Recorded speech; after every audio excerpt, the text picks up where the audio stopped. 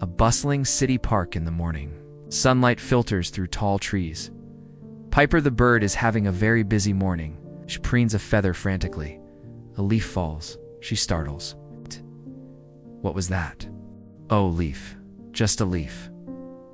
Below her tree, Rusty the dog lies sprawled on the grass, one eye half open, soaking in the sun. A butterfly lands on his nose. He doesn't move. He just smiles slightly.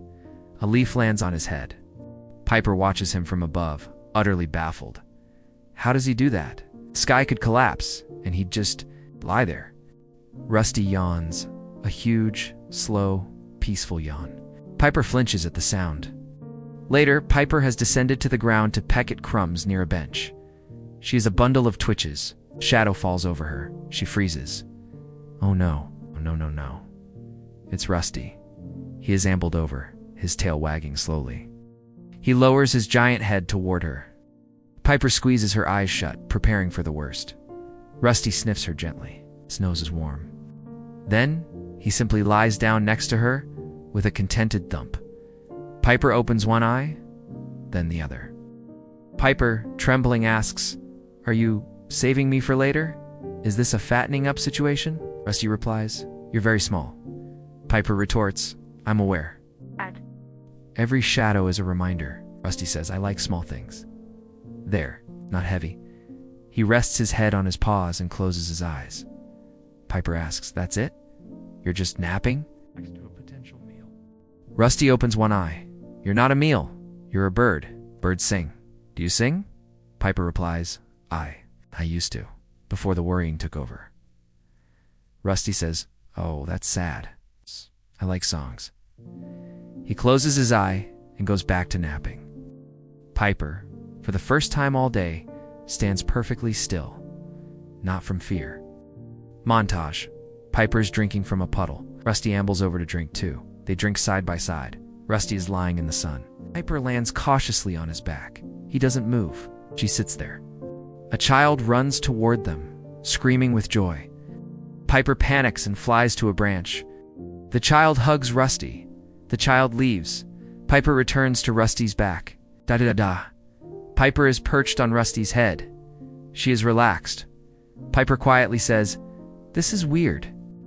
I'm on a predator's head, and I feel okay." Rusty, without opening his eyes, speaks. "You hummed just now. It was nice." Piper flushes with embarrassment. Piper says, "I did not hum. Birds don't hum." "Humming is unprofessional," Rusty replies. "It was nice." The next day, Beak the crow lands on a branch above them. Oh, well, a bird using a dog as a personal taxi. Piper, defensive, says, "It's not a taxi. It's companionship. Mutual respect between species." Beak, skeptical, asks, "And what happens when he gets hungry? Dogs eat birds?" "It's in the manual." Rusty, without opening eyes, states, "I don't eat friends." Beak replies, "Friends, cute while it lasts." Beak flies off. Piper's old anxiety flickers back. She looks at Rusty's massive head beneath her. Piper quietly asks, "Rusty, you wouldn't. Ever. I mean, if you got really hungry?" Rusty opens his eyes. He turns his head slowly to look at her directly. "You're my friend." "Friends are not food," Piper asks. "But how do you know?" "How can you be so sure?" Rusty replies, "Because when I look at you, I don't think about eating. I think about listening. You make sounds that feel good in my ears. That's not food. That's different." Piper has no response. A golden evening. Rusty and Piper are at their usual spot. A little girl approaches, holding an ice cream cone. "Girl delighted," says a doggy and a birdie. "Are you friends?" Rusty wags his tail. Piper puffs up proudly. Piper chirps, "Yes. Yes, we are." The girl giggles. She holds out her ice cream cone. "Want some?" Rusty sniffs it politely, then gives it a tiny lick. His eyes light up. He licks again, bigger this time. A woman calls from a distance. "Sarah, time to go." The girl looks at Rusty, then her ice cream. A decision forms on her face. Girl whispers, "Wait here." She runs off. Piper asks, "What just happened?" Waiting for what? Waiting is uncertainty. Uncertainty is danger, Rusty says. She was nice. Her hand was soft. The girl returns, holding something behind her back. She stops in front of Rusty and reveals a leash and a bowl. Girl says, Mommy says if you're still here tomorrow, you can come home with us. We have a yard. And food. She sets the bowl down and fills it with water from her bottle. She places the leash beside it. Girl says, tomorrow, okay? Wait for me tomorrow. She pats his head and runs off. Rusty stares at the bowl, then at the leash, then at Piper. A yard. And food. Every day, Piper in a small voice says, That's wonderful, Rusty. That's what you deserve. But her voice cracks. Night falls. Rusty lies beside the bowl. Piper is on a low branch above him. Rusty says, the bowl is nice. It's not tipped over. Piper, with forced brightness, replies, and the yard. Think of all the sunspots, all the soft grass. Rusty simply says, yes. A long pause. Piper, very quiet, asks, will there be trees? In the yard? Rusty replies, I don't know. Another pause. Piper hops down from the branch. She lands on the ground beside him, not on his back. Piper says, you should go. Should definitely go. A yard, food, a soft-handed human. It's everything. Rusty asks, will you come? The question hangs in the air. Piper's eyes go wide. Piper replies, I can't. Yards have boundaries. Fences. I need sky. I need to see the sky, or I can't breathe. Rusty says, oh, he looks at the bowl, then at her. I will miss your sounds. Piper's tiny body trembles. She hops forward and presses herself against his giant paw. I will miss being tall. Dawn breaks. The sky is pink and gold. Rusty is awake. Piper is on her branch. In the distance, the little girl appears, walking with her mother. Rusty sees her. It's time. Piper nods, her voice thick. Yes, Rusty stands.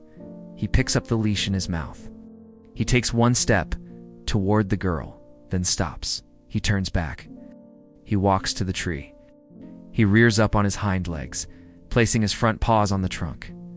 It's the tallest he's ever been, Piper understands. She hops onto his head. They stay like that for a moment. Then Piper chirps. A real chirp. Clear and sweet. She hops off, back to her branch.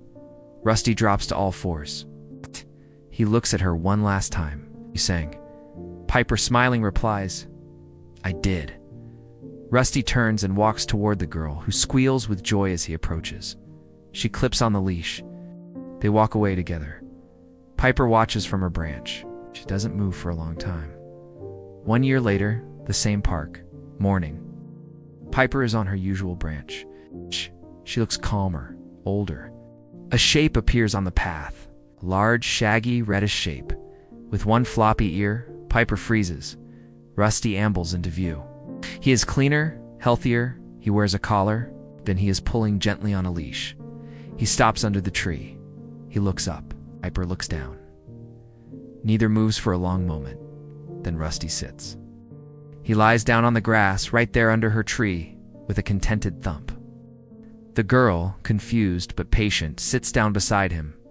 Piper hops down, branch by branch, until she lands on the grass beside him. Piper, in a small voice, says, You came back? Rusty, warm and slow, replies, I asked for walks. Many walks. She's a good walker. We walked here. The girl watches them, her eyes wide with wonder. She doesn't understand, but she feels the magic. Piper hops onto Rusty's back. He sighs contentedly. I saved you a spot. Right here. Every day. Rusty replies, I know. The girl reaches out slowly and gently pets Piper, who flinches, then relaxes. Wide shot of the park, the tree, the girl, the bird on his back, its sunlight filtering through the leaves.